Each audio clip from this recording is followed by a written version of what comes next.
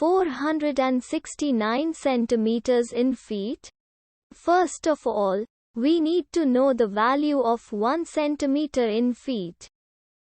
It's always 1 centimeter equals 0.03280839895 feet.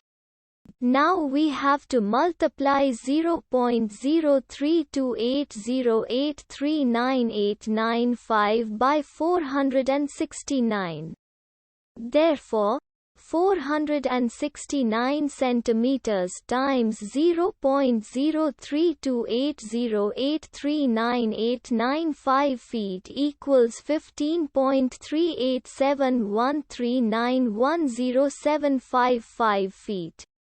So, in other words, 469 centimeters equals 15.3871391075 feet. We hope you have enjoyed this video. Please like and subscribe to our channel for more videos like this.